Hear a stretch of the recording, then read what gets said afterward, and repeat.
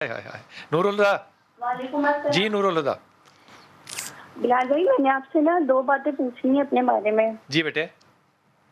بلال بھائی، میرا نا 2 دفعہ رشتہ ہوا تھا، مطلب باقاعدہ پوری منگنی ہوئی ہے 2 بار، تو نا اچھا دونوں بار نا 3 دن بعد دونوں طرف سے نا جواب ہو گیا تھا۔ اچھا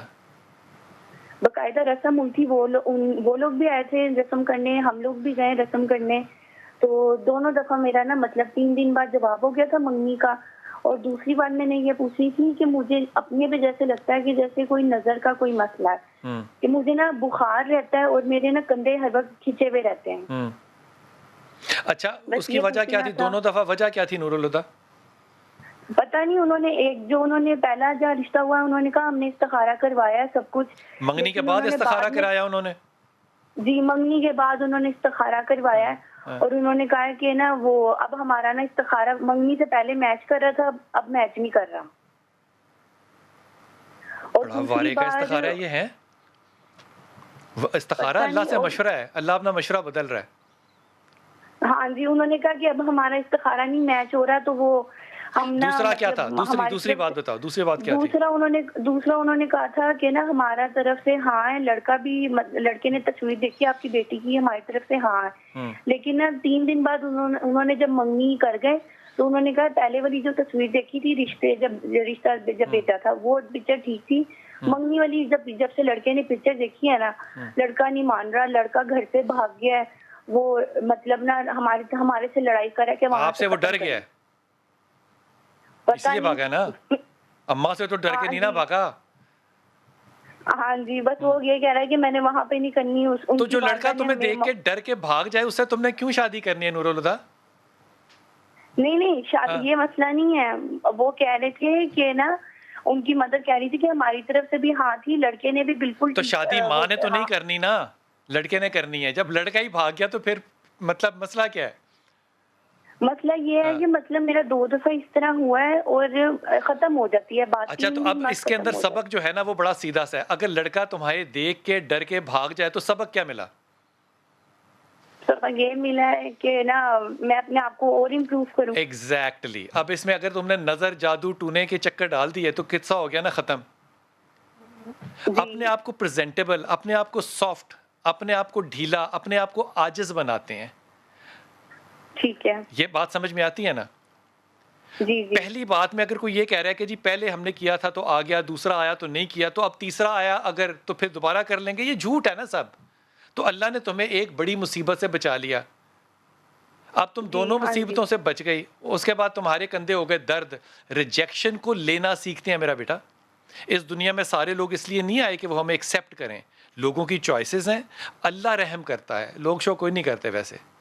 تم نے یا ولی یا والی پڑھنا ہے اور لا حول ولا قوت الا باللہ پڑھنا ہے یہ 2 چیزیں پڑھتی رہو نور اللہ اللہ خیر کرے گا nothing to be scared of حضور ایک تو رشتے کرنے اور پھر استخارہ کرنا اور پھر استخارے کے مخالف جانا میں اسے ذاتی طور پہ گناہ سمجھتا ہوں چھوٹا سا اس کی وجہ یہ کہ آپ نے اللہ سے مشورہ کیا یا تو آپ کریں نا یا آپ اس پہ پابند رہیں بات یہ ہے بلال بھائی کہ جب دین پر بات آ رہی ہوتی ہے نا جو گفتگو ہم دینی موضوعات لے کر رہے ہوتے ہیں یہ موضوع بڑا نازک ہوتا بے ہے شک اب جب بات استخارہ کی ہے یہ جو صاحب استخارہ کیا وہ فرض نماز پڑھتا ہے کیا حلال حرام کا خیال فرق رکھتا کرتا ہے ہے چونکہ وہ استعداد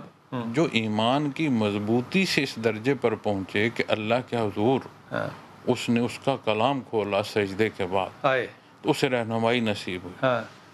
اس کے قابل ہم نے اپنے آپ کو چھوڑا آئے پہلی بات تو ہاں یہ دوسری بات یہ ہے کہ جو سمجھ آئی اس کی وہ استعداد ہے کہ جو آیا وہ کریمہ ہائے کھولی ہائے ہائے وہ اس کو کہ وہ اس کو سمجھنے کی سمجھ قابلیت سکا رکھتا ہے چونکہ ظاہر میں جو شرعی حصے ہیں وہ صحیح کہہ رہے موجود ہیں ہاں احادیث مبارکہ سنت خیر الانام آپ کا پورا اخلاق کریمہ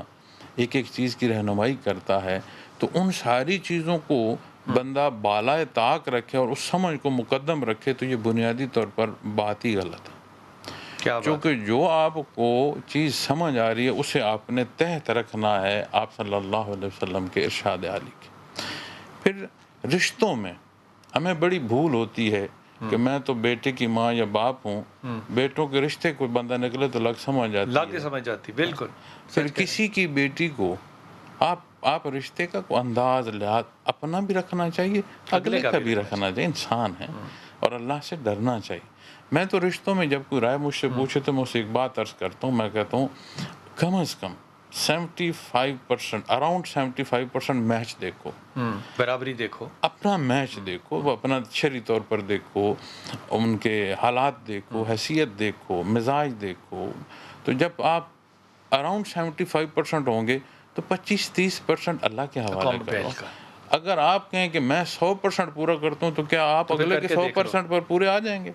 کیا بات ہے, کیا بات ہے. لیکن مسئلہ پتہ ہے کیا پرابلم کیا ہے؟ قدیر بھائی سے پہلے ان کے والد صاحب بیٹھا کرتے تھے.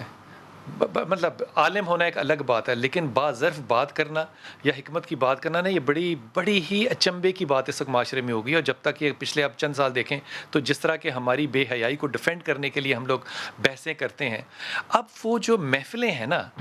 جو ان کی لگتی ہوں گی, قدیر بھائی کی یقیناً لگتی ہیں, ان کے والد کی لگا کرتی تھی, وہ جو محفلوں میں تربیت ہوتی تھی نا اب وہ نہیں رہی.